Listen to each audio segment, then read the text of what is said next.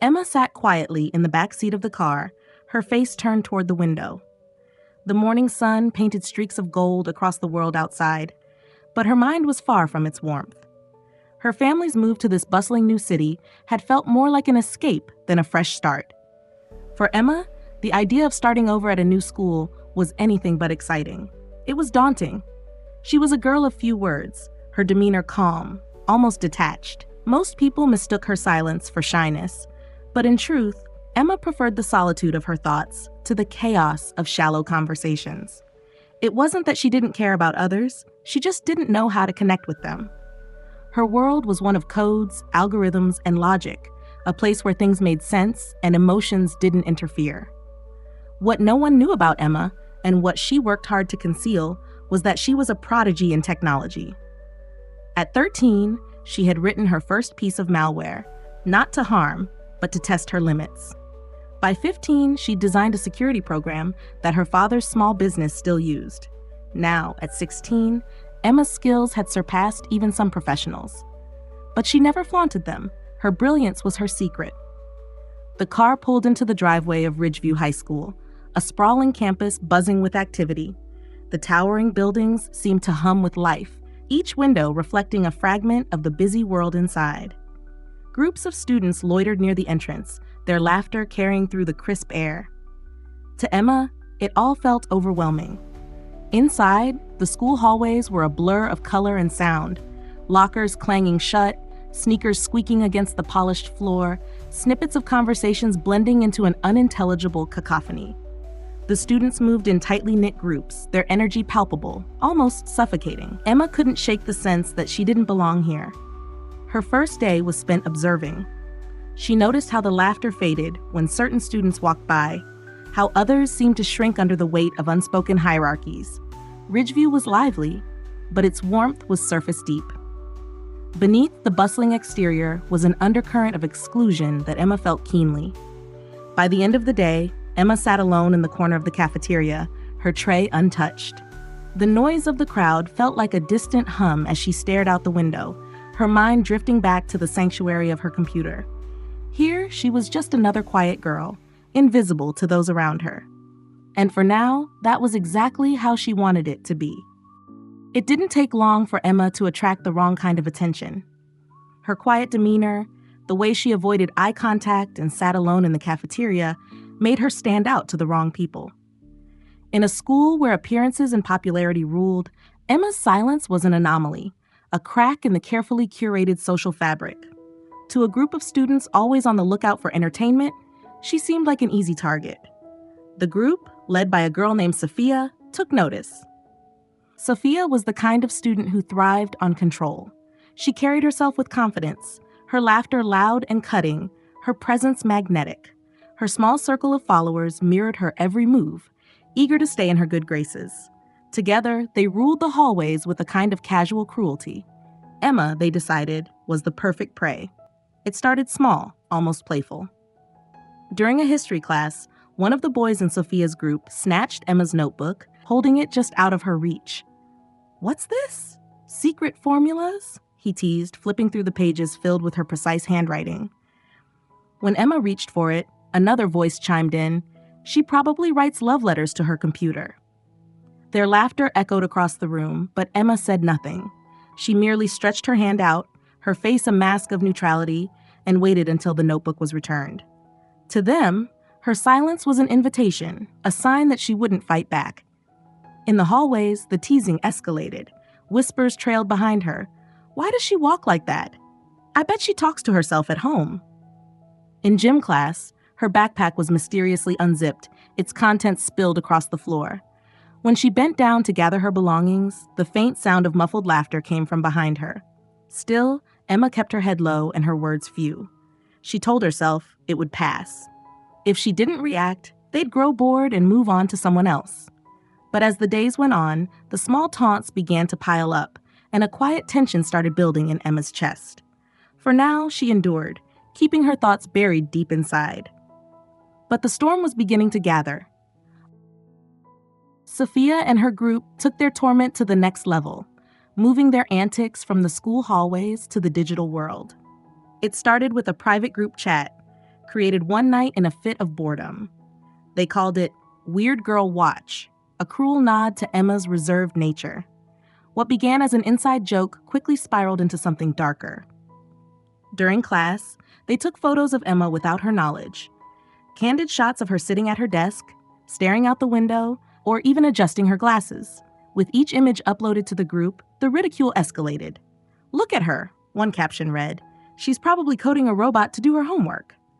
Another photo, taken from an unflattering angle, was accompanied by the text, "Does she even know what shampoo is?"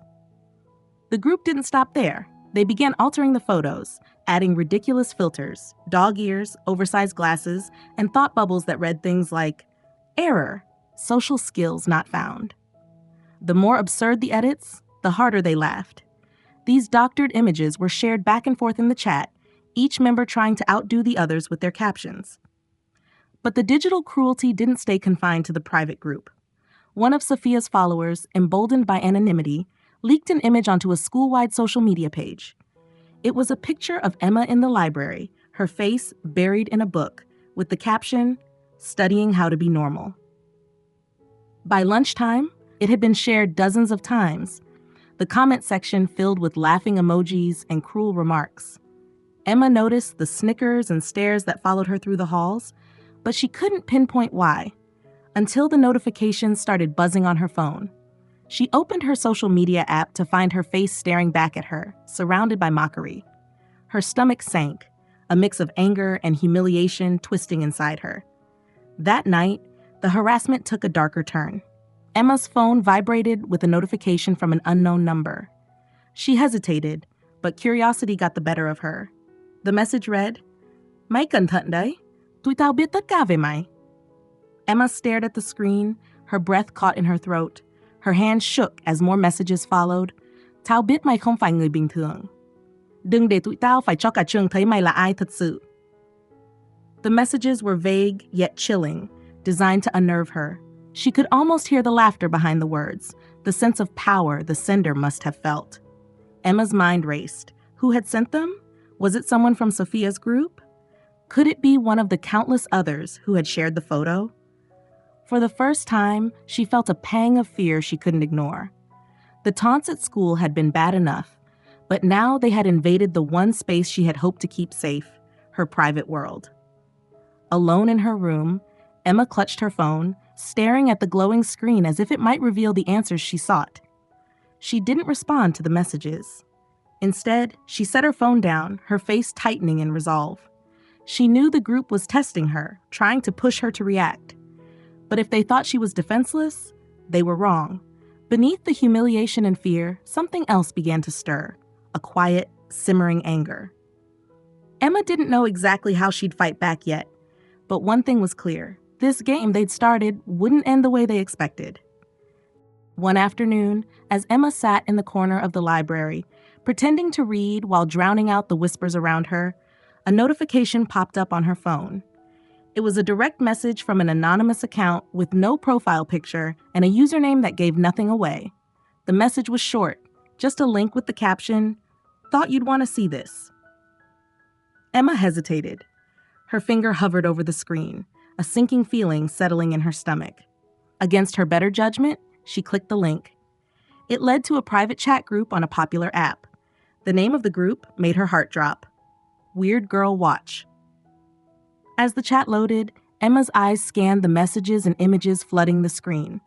Her heart pounded as she realized what it was, a collection of posts dedicated entirely to mocking her. The photos they'd taken without her knowledge stared back at her, edited and captioned with cutting remarks. "Do you think she's ever had a real conversation? Probably building a boyfriend in her basement." She scrolled further, finding more images, each one crueler than the last. A wave of humiliation washed over her, but as she delved deeper, the laughter in the chat turned darker. The messages weren't just teasing anymore. They were hostile. Should we leave something in her locker? Like a manual on how to be normal. We should post her search history. Bet it's all how to have a personality. The worst part wasn't just the messages themselves. It was the sheer number of participants. People she barely knew, people she'd seen in the halls, were all chiming in. Their words blurred together, a cacophony of mockery and malice. Emma clenched her fists, her phone trembling in her hands. She felt trapped, cornered. How could she possibly face them at school knowing this existed? For a moment, the weight of it threatened to crush her. The walls of the library felt like they were closing in, the noise of distant chatter fading into a dull roar in her ears. But then, something shifted inside her. The humiliation she felt began to transform, a slow-burning anger replacing it. These people thought they could hide behind their screens, that their anonymity made them untouchable. They thought she was weak, that she'd just take it. They were wrong. Emma took a deep breath, steadying her hands. She wouldn't let them win. They wanted to make her feel powerless, but they had no idea who they were dealing with. This wasn't just a fight anymore. It was war. And Emma was done being their victim. Emma sat in her room that evening, the dim light of her computer casting sharp shadows on the walls. Her face was a mask of calm determination, but her fingers moved across the keyboard with precision and purpose. She was done waiting for the storm to pass. If they wanted to play games, she'd show them how it was done. The first step was straightforward: trace the group chat. Most of the participants were careless, unaware that their messages left a digital footprint. Emma began by analyzing the metadata from the images they had shared. Embedded in the files were small clues: timestamps, location data, even device information. With a few calculated moves, she pulled up IP addresses, cross-referencing them with publicly available data. Within an hour, she had unmasked several of the group's members. Their names and faces, pulled from their connected social media accounts, stared back at her from her screen. The realization stung. People she had barely interacted with were actively participating in her humiliation. But Emma didn't let the betrayal distract her. She had a bigger target in mind. The real challenge was identifying the group's creator. The account was more carefully managed, with no identifying profile picture or linked information. It took Emma several hours of digging through connections, tracking comments and digital breadcrumbs to narrow it down.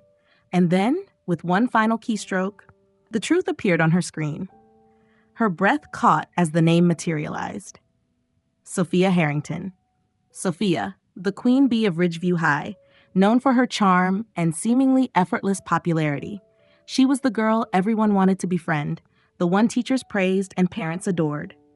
Her mother was a respected faculty member at the school, someone Emma's own parents had spoken highly of during their move. It was the perfect cover for someone who thrived on control and manipulation. Emma stared at the screen, her emotions swirling. Sophia wasn't just an ordinary bully. She was deliberate, calculated, and knew how to maintain her pristine public image. To everyone else, she was a model student. But behind the scenes, she orchestrated a web of cruelty that had ensnared Emma. The shock quickly gave way to focus. Now that Emma knew the truth, she wasn't just fighting a group of faceless tormentors.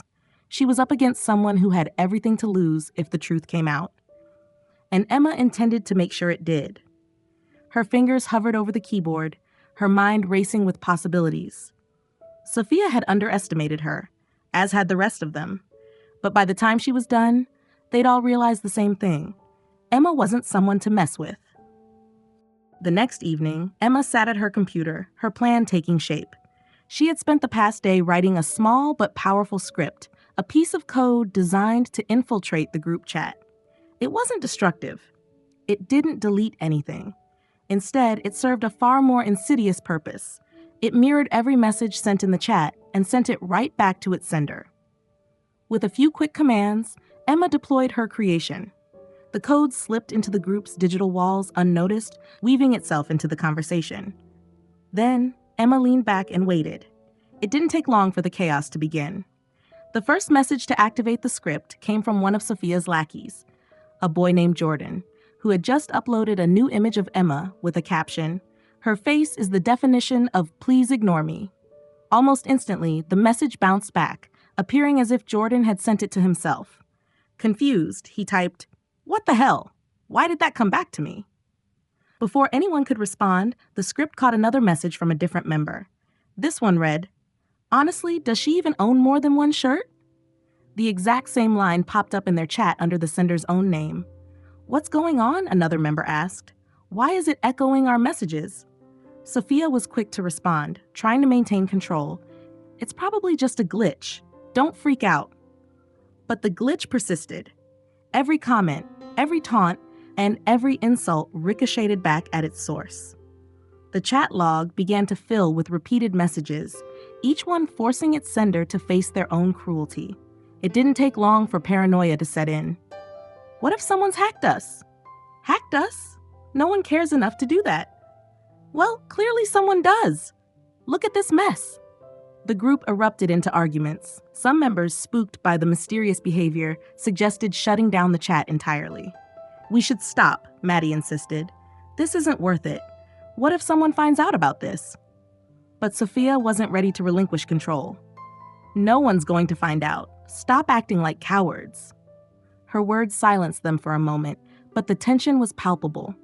The perfect cohesion of Sophia's group had begun to splinter. Emma, watching the chaos unfold from her screen, couldn't help but feel a flicker of satisfaction. For the first time, they were experiencing a taste of their own fear. And this was only the beginning. Emma wasn't done yet. Emma's next move required precision and patience. She created a new persona, a faceless anonymous account with a vague username, Truth Hunter, and an eerie profile picture of a distorted, pixelated mask. The account was designed to appear like someone in the know, someone who had been observing the group's actions and wanted to join in on the fun. Emma had a plan, and this account was the bait. The first message from Truth Hunter appeared in the group chat late one evening. I've been watching you all. Impressive work on Weird Girl Watch, but you've barely scratched the surface. The group was intrigued but cautious. Who are you? Truth Hunter. Someone who knows. Let's just say I've got dirt on everyone at Ridgeview, and if you're smart, you'll let me in. Emma knew how to play on their egos, particularly Sophia's. She dangled just enough mystery to spark curiosity, but not enough to trigger suspicion. Sophia replied, Prove it. If you're legit, what do you have on her?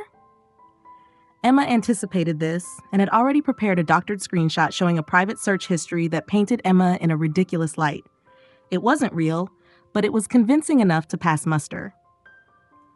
Like I said, I know everything. Let me show you how to take this to the next level. Sophia hesitated, but the allure of more power was too strong. She invited Truth Hunter to a new private chat, separate from the rest of the group. Only the core members, Sophia, Jordan, Maddie, and 2 others, were added. This new chat became the perfect trap. Emma embedded her custom program into the conversation, a script that recorded everything, every message, every image, every file shared. What they thought was a safe space for planning became a repository of their worst behavior. At first, the group's tone was cautious. They tested Truth Hunter, asking vague questions and sharing minor jokes at Emma's expense. But Emma, through her persona, encouraged them to escalate. Truth Hunter, if you really want to humiliate her, you need to dig deeper. What about other students? Ever thought about exposing them too? Jordan jumped in eagerly. There's this guy in our math class. He talks like a robot. We could do something with that. Sophia added, and that girl in gym class. What's her name? The one who always skips? She's an easy target. Emma's program logged it all. Every cruel suggestion, every plan to mock their classmates. She knew their focus wouldn't stay solely on her forever, and now she had proof that their cruelty extended beyond her. As the chat grew more active, Emma silently watched their true colors emerge. She saw how Sophia commanded the group, how she dismissed Maddie's occasional hesitations and encouraged Jordan's mean-spirited ideas. It was like watching a hive of wasps, each member working to spread venom under Sophia's direction. What shocked Emma most wasn't just the things they said, but the ease with which they said them. These weren't people wrestling with guilt or hesitation. They thrived on the misery of others. Days passed, and the chat became a goldmine of evidence. Emma had screenshots of their plans, recordings of their conversations, and even metadata proving who had shared what and when. She had everything she needed to expose them, not just for what they had done to her, but for their ongoing campaign against others at Ridgeview. She leaned back in her chair, the weight of the information sinking in. This wasn't just about her anymore. By collecting this evidence, she was protecting others who might have been next. Emma's fingers hovered over the keyboard. The trap had been set, and the hunters didn't even realize they had become the prey. All that remained was springing it, but she wasn't ready to release the evidence yet. No, she needed the perfect moment to ensure maximum impact. For now, she let the group continue, unaware that their every word was sealing their fate. Emma felt a flicker of satisfaction as she closed the chat window. The storm she was building would soon break, and they wouldn't see it coming. The Ridgeview High end-of-year ceremony was always a grand affair. The auditorium buzzed with excitement as students, teachers, and parents filled the seats, waiting for the speeches, awards, and performances to begin. The air was festive, but Emma sat quietly near the back, her laptop discreetly balanced on her knees. Her heart raced, not from nerves, but from anticipation. Tonight, everything would change. As the principal's opening remarks began, Emma's fingers danced across the keyboard. She had prepared meticulously, spending hours ensuring her plan would go off without a hitch. With a final keystroke, the system accepted her code, and the auditorium's main screen, a towering display dominating the stage, became her canvas. At first, the screen flickered, drawing murmurs from the audience. The principal paused mid-sentence, confused, as the projector's default image dissolved into black. Then, the video began to play. It started innocently enough, a title card that read, "The Truth Behind the Screens." But as the first clip rolled, the room fell into an uneasy silence. A photo of Emma appeared, one of the images the group had shared in their chat. The caption they had mocked her with, "Studying How to Be Normal," was displayed in bold beneath it. Gasps rippled through the crowd as the image faded, replaced by a string of screenshots from the private chat. Each cruel comment was laid bare, the words impossible to misinterpret. "She probably talks to her computer instead of people. Let's post something worse. Make her disappear from school." The evidence snowballed. Photos of other students, targeted by the same group, flashed across the screen. Each frame highlighted their disdainful jokes and their plans to ridicule classmates. Jordan's suggestion to mock the boy in math class. Maddie's half-hearted attempts to object, silenced by Sophia's commands. Sophia's callous directives were undeniable. The room's energy shifted. What had started as confusion turned into shock and disgust. Whispers grew louder as students and teachers alike began to grasp the depth of the group's actions. On stage, Sophia froze in her seat, her face pale. Jordan glanced nervously around, while Maddie sank lower into her chair, covering her mouth with trembling hands. They all looked trapped, their carefully curated images crumbling under the weight of the truth. As the final segment of the video played, Emma's voice, altered but steady, narrated over the montage. "These are the actions of people who think their words and deeds are harmless, who believe they can hide behind a screen. But every action has consequences. To those who feel powerless, know this, you are not alone. To those who think they are untouchable, remember this, we see you." The video ended with a stark, simple message against a black background. "Mọi hành động đều có hậu quả.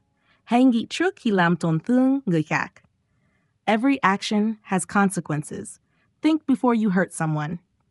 The silence that followed was deafening. Then came the whispers, the turning heads, the judgmental glances directed at Sophia and her group. A teacher stood, demanding an explanation, while others began murmuring about disciplinary actions. Emma slipped her laptop into her bag, her heart pounding. She had no intention of basking in the chaos she'd unleashed.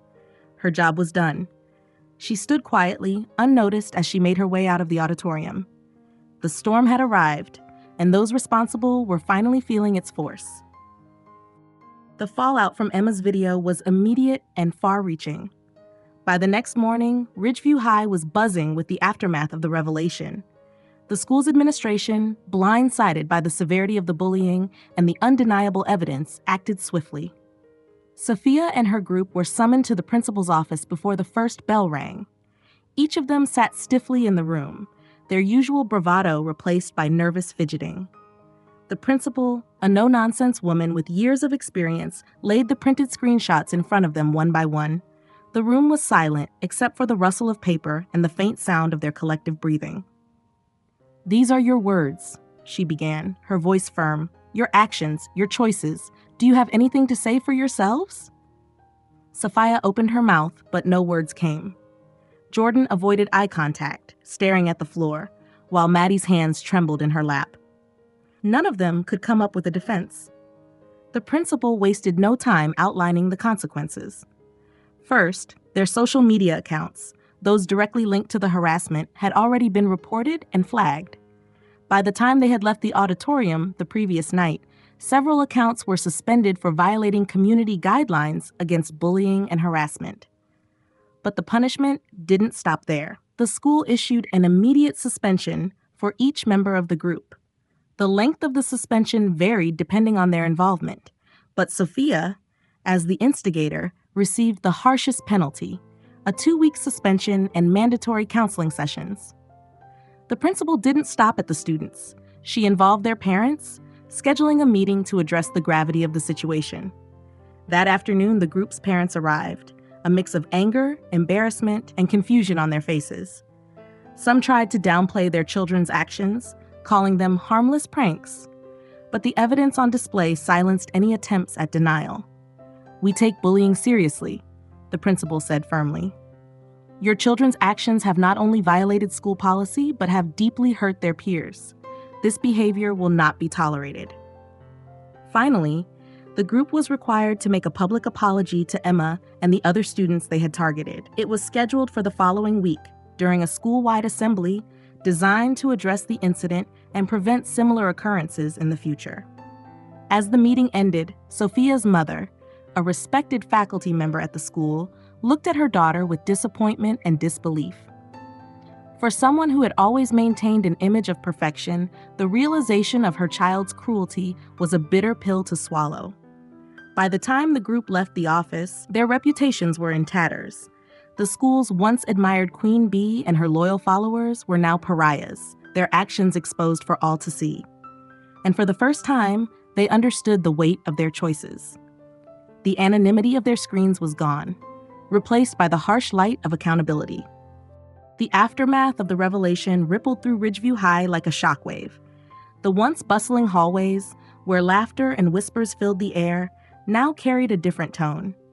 Conversations shifted, eyes darted nervously, and the silence that followed whenever Sophia or her group entered a room was deafening. The video Emma had played at the assembly didn't just expose the culprits, it forced the entire school to confront its culture. For many students, the video had been a wake-up call.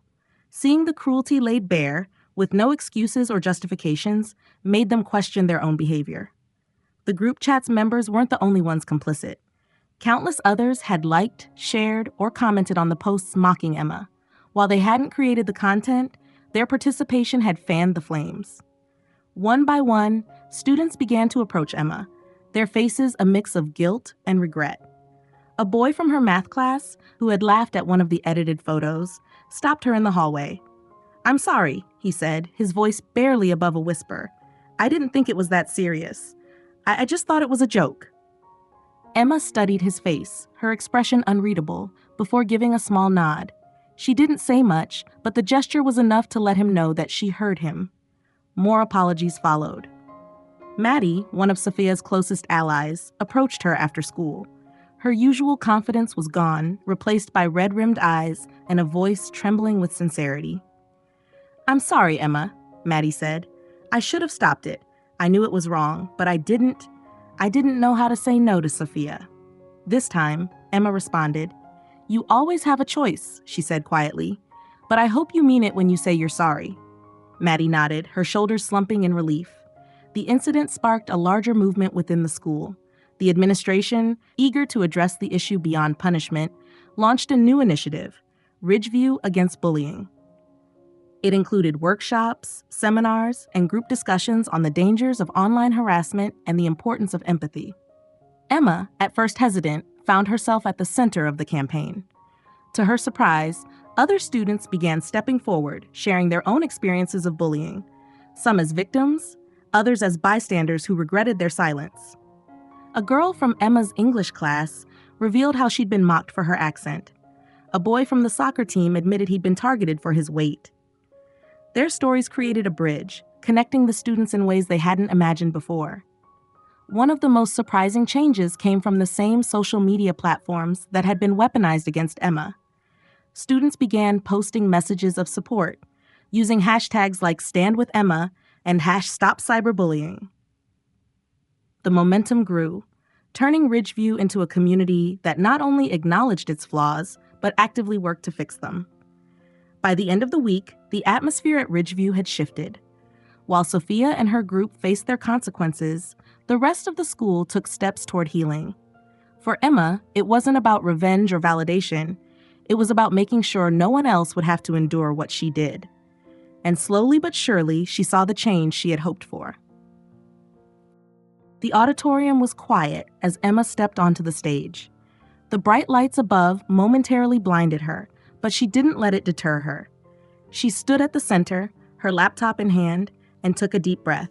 The very space that had once echoed with the humiliation of her tormentors was now her platform, a place where she could finally speak her truth. The occasion was Ridgeview High's first ever Digital Safety and Awareness Seminar, part of the school's initiative to combat online bullying. The principal had asked Emma to share her story, and though she'd hesitated at first, Emma realized this was her chance to reclaim her voice. Not as a victim, but as someone who had risen above.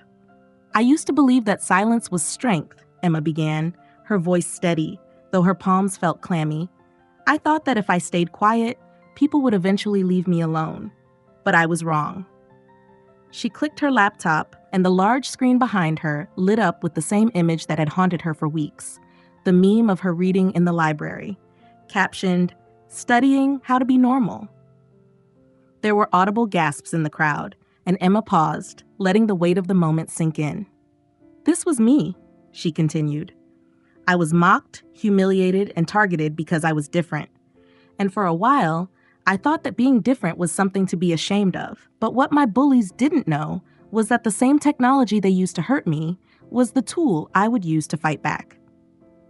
She clicked again, this time revealing a screen full of code, a program she had written to uncover the truth and gather the evidence that had exposed her tormentors.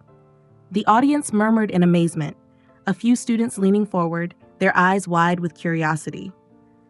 Emma explained the process in simple terms, weaving her technical expertise with the emotions she had experienced during her ordeal. But her focus wasn't just on her own journey. She turned to the crowd, her gaze steady. "Technology is powerful," she said. "It can be a weapon, but it can also be a shield. The choice of how we use it is ours. I chose to use it to protect myself and others, and I want to help all of you learn how to do the same." She shared practical advice, how to secure accounts, recognize signs of online abuse, and report harassment. But most importantly, she emphasized the need for empathy and accountability. By the time Emma finished, the room erupted into applause. She looked out at the sea of faces, some familiar, some new, and felt a wave of pride she hadn't known she needed. This wasn't just about showing them her skills. It was about showing them her strength, her resilience, and her willingness to stand for what was right. In that moment, Emma wasn't just the quiet girl in the corner anymore. She was a leader, a trailblazer, and an inspiration to her peers. And for the first time in a long time, she felt like she belonged. As the applause began to die down, Emma stood at the edge of the stage, her silhouette illuminated by the soft glow of the screen behind her. She looked out at the faces in the crowd. Students, teachers, parents, all watching her with an intensity she hadn't expected. It was her moment to leave them with something lasting, something that would resonate beyond the walls of the auditorium. She took a step closer to the microphone, her voice steady, but filled with conviction. "Mạng xã hội có thể là vũ khí hoặc công cụ xây dựng. Tất cả phụ thuộc vào cách bạn sử dụng nó," she said, her words deliberate. "We've all seen how easy it is to use it to hurt someone. A cruel comment, a mocking image, a joke at someone else's expense, it spreads faster than we realize, leaving scars we can't always see." Emma paused, letting her words sink in. The room was silent, her audience hanging onto every syllable. "But it doesn't have to be that way," she continued, her tone softening. "Social media can also connect us. It can amplify kindness, share support, and build communities. It's up to us to decide how we use it. We have the power to choose empathy over cruelty, understanding over judgment." Behind her, the screen shifted again, displaying a simple message in bold white letters against a black background. "Kindness matters. Choose to stand against hate. Emma turned to face it, letting the words linger in the air. Then, she looked back at the crowd, her lips curving into a genuine smile. I chose to stand up, she said, and I hope some of you will too. As she stepped off the stage, the applause returned, louder and more fervent this time. Emma walked to the back of the room, pausing to glance at the screen one last time. She noticed something that made her heart swell: students in the crowd pulling out their phones, not to mock or hurt, but to share the message. Within minutes, social media feeds began filling with posts bearing the same words from the screen, accompanied by hashtags like Stand with Emma and #Kindness Matters. Her story, her message, was already spreading beyond the auditorium. Emma stood there watching the ripple effect unfold.